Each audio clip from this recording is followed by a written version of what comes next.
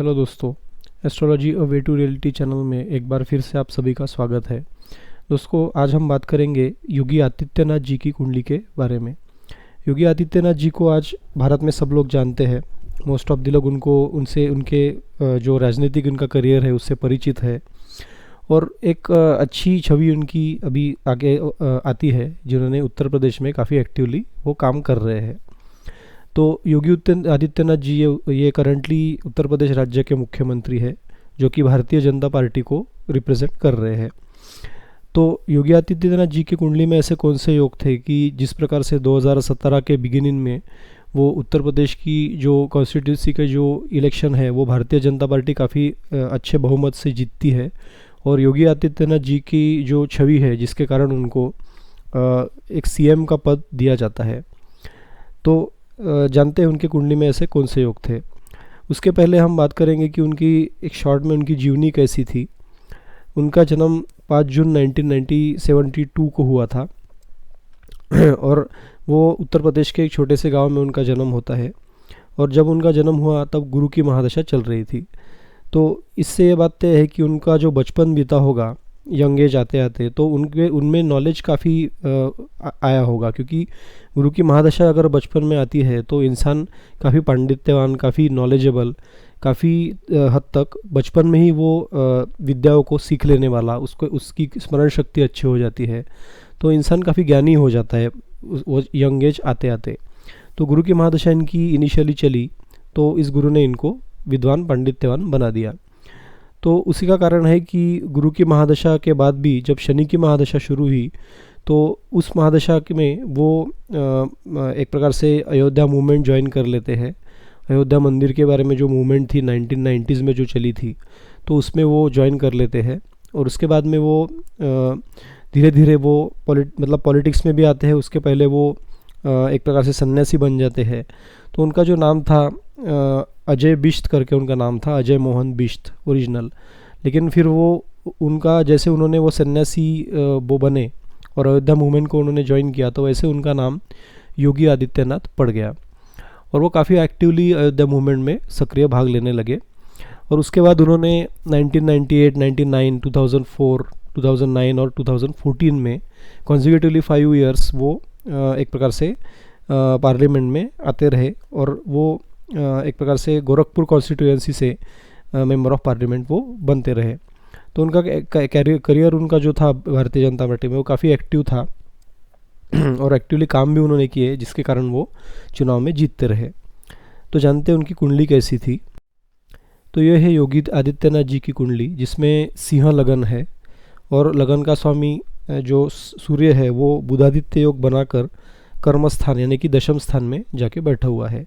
तो जब कभी भी ऐसा योग बनेगा और उसका स्वामी सूर्य होगा, तो इंसान में लीडरशिप क्वालिटीज़ ये इम्बॉर्न रहेगी, क्योंकि सूर्य सभी ग्रहों में एक लीडर है, किंग है।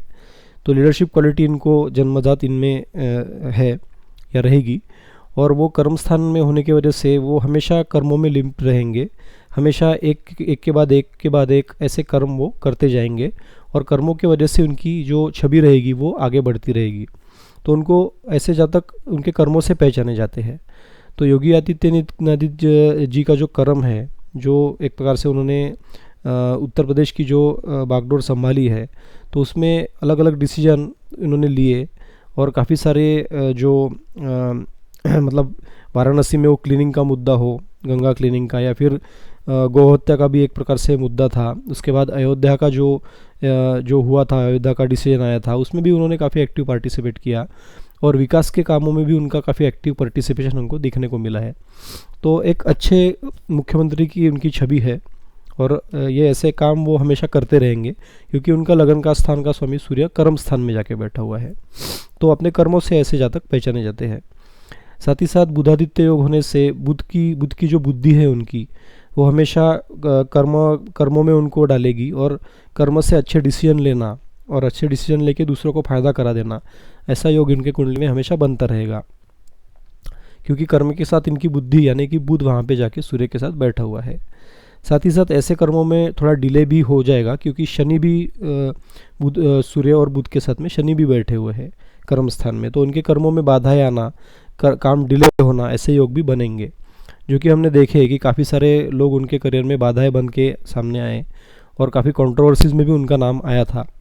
जैसे कि गोहत्या है, गोहत्या बंदी, इस प्रकार से जो मुद्दे हैं तो उसमें भी उनका नाम आया था, क्योंकि शनि वो कर्म स्थान में बैठा हुआ है, जो कि कर्मों को ख़राब करता है, कर्मों को डिले करता है।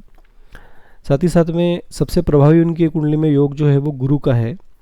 और गुरु की महादशा की बात इसके पहले हमने की थी। तो गुरु जो है वो इनके बुद्धि के स्थान में, यानी कि माइंड के स्थान में, यानी कि पंचम स्थान में जाके अपने ही राशि में बैठकर स्ट्रांग होकर बैठा हुआ है।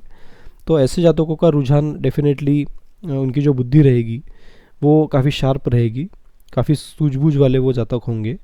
और गुरु की जो दृष्टि है वो पंचम दृष्टि भाग्य स्थान पर, सप्तम दृष्टि लाभ स्थान पर, और नवम दृष्टि जो है वो उनकी लगन स्थान पर पड़ रही है। तो ऐसे जातक पर्सनैलिटी में भी काफ़ी सूझवान होंगे। पर्सनैलिटी में जब बात करेंगे तो एक अलग ही छाप उनकी दिखेगी, एक विद्वत्ता उनके चेहरे पे दिखेगी, नॉलेज दिखेगा।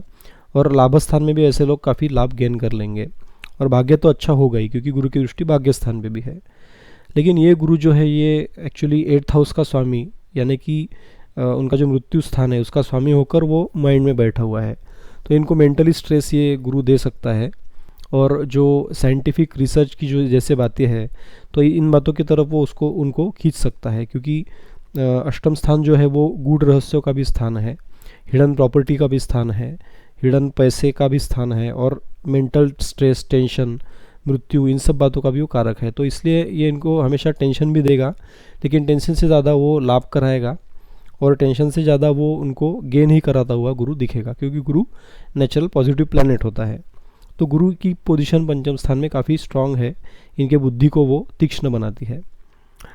अब साथ ही साथ में ये जब मुख्यमंत्री बने थे उत्तर प्रदेश के, तो कौन सी दशा चल रही थी? तो उनकी बुध की महादशा ख़त्म होते आई थी। तो ये बुध जो कर्मस्थान में बैठा हुआ है, ये बुध ने उनको मुख्यमंत्री के पद पर लाके खड़ा कर दिया। हालांकि जैसे ही वो मुख्यमंत्री बनते हैं उनकी केतु की महादशा शुरू हो जाती है। तो जैसे मुख्यमंत्री बने वो वैसे ही कंट्रोवर्सीज में भी धीरे धीरे आने शुरू हो गए, क्योंकि हमने देखा था कि उत्तर प्रदेश में काफ़ी सारा पॉलिटिक्स, काफ़ी सारी गुंडागर्दी भी थी पहले, जब एसपी की सरकार थी उनके पहले। तो गुंडागर्दी की भी वहाँ पे काफ़ी मतलब फल फूल रही थी। और साथ ही साथ में जब उन्होंने बागडोर संभाली तब काफ़ी सारा जो गोहत्या बंदी का मुद्दा हो, या काफ़ी सारे जो हिंदू लोग हैं वो भी काफ़ी एक्टिव हो गए थे। तो एक्चुअली उनका कोई दोष नहीं था, लेकिन इन सब लोगों की वजह से वो भी कंट्रोवर्सी में आ गए थे, क्योंकि वो उत्तर प्रदेश को रिप्रेजेंट कर रहे थे। तो इस केतु की महादशा में उनको कंट्रोवर्सीज लाने का योग बनता है, क्योंकि केतु 12वें स्थान में जाके बैठा हुआ है। हालांकि वो केतु इनके लिए अच्छा भी है, क्योंकि वो शत्रु के स्थान पर दृष्टि डाल रहा है। तो शत्रुओं का खात्मा करना का भी योग इसमें कुंडली में बनता है, शत्रु को कंट्रोल करने का भी योग इसमें बनता है। लेकिन वो केतु है, तो वो केतु इनको स्ट्रगल भी देगा और कंट्रोवर्सीज में लाके भी खड़ा करते रहेगा। तो हमने देखा है कि उनका जो राजनीतिक करियर है वो कहीं ना कहीं उस पर क्वेश्चन मार्क भी टाइम टू टाइम आते रहे हैं। तो अभी जो उनकी केतु की महादशा में वो शुरू में सीएम बने, तो वो केतु की महादशा 2022 में भी चलने वाली है, चलते रहने वाली है। और शायद वो समय पे उनकी केतु की महादशा में फिर से गुरु या शनि का प्रत्यंतर दशा होगी। तो वो समय में जब इलेक्शन होंगे 2022 में, तब इनके चांसेस काफ़ी ज़्यादा है फिर से ये सीएम बन के आए। और क्योंकि इनका कर्मस्थान स्ट्रांग है, लगन स्थान का स्वामी कर्मस्थान में बैठा हुआ है, तो ये कर्मों से पहचाने जाते हैं। तो ऐसे ही किसी पर्सन की जो है वो ज़रूरत होती है इतने बड़े पोजीशन के लिए। तो ऐसे योग है कि 2022 में वो फिर से एक बार उत्तर प्रदेश के चीफ मिनिस्टर बन के आ सकते हैं। और साथ ही साथ में 2024 तक उनकी केतु की महादशा जैसे ही 2024 में फरवरी में ख़त्म होगी, तो उसके बाद उनकी शुक्र की महादशा चलेगी। तो शुक्र की महादशा, शुक्र जो है उनका वो लाभ स्थान में जाके बैठा हुआ है, तो इनको काफ़ी लाभ भी कराएगा। तो इसके कारण शुक्र की महादशा का जो 20 साल का पीरियड रहेगा, इसमें भी ये काफ़ी ग्रोथ करेंगे। और वो ऐसा चांसेस है ऐसे कि वो सेंटर में भी आ सकते हैं, और सेंटर में भी कोई बड़ा पद उनको मिल सकता है। तो इनका राजनीतिक करियर काफ़ी अच्छा है, काफ़ी सूझबूझ इनमें है, कुंडली में विद्वान होने का योग भी दिख रहा है गुरु की वजह से। और साथ ही साथ चंद्रमा की जो दृष्टि है वो भी लगन पर पड़ रही है। तो ऐसे लोग मतलब इमोशंस को भी लोगों के समझेंगे, क्योंकि जो चंद्र है वो इमोशन का कारक है। और दिखने में गोल चेहरा और एक प्रकार से माइंड में सौम्यता, बोलने में सौम्यता, तो इनकी जो वाणी है उसमें वो सौम्यता वहाँ पे कहीं ना कहीं झलक रही है। तो ये चंद्र की जो दृष्टि है वो सौम्य के चंद्र के कारण लगन पर दृष्टि होने से उनके वाणी में वो सौम्यता दिखती है। तो इस प्रकार से ये काफ़ी अच्छी कुंडली है, काफ़ी प्रभावी कुंडली है, और ऐसे जातक काफ़ी राजनीति में ग्रो करते हैं, क्योंकि जो सूर्य है वो बुधादित्य योग बनाकर कर्म स्थान में बैठा हुआ है। तो इस प्रकार से ये काफ़ी अच्छे बड़े बड़े पोजीशन पे आगे जाते रहेंगे। पार्टी उनको काफ़ी बड़े पोजीशन में भी आगे जाके चांसेस देगी, और वो सेंटर में भी चमक सकते हैं। तो ये थी जानकारी योगी आदित्यनाथ जी के कुंडली के बारे में। इसके रिलेटेड कुछ सवाल है तो डेफिनेटली पूछिए। हमारे वीडियोस को ज़्यादा से ज़्यादा शेयर कीजिए, ताकि इसमें से लोग भी सीख सके और अपनी कुंडलियों का विश्लेषण खुद करना वो सीख सके, ताकि किसी लोगों से उनको ठगे जाने का एक प्रकार के चांसेस ना बने। तो लोगों का सीखना इसमें से काफ़ी ज़रूरी है, और यही हमारा जो प्राइम उद्देश्य है वीडियोस बनाने का, वो यही है। तो वीडियो कैसा लगा हमें कमेंट करके ज़रूर बताइए। हमारे चैनल को सब्सक्राइब कीजिए, वीडियो शेयर कीजिए, and thank you very much.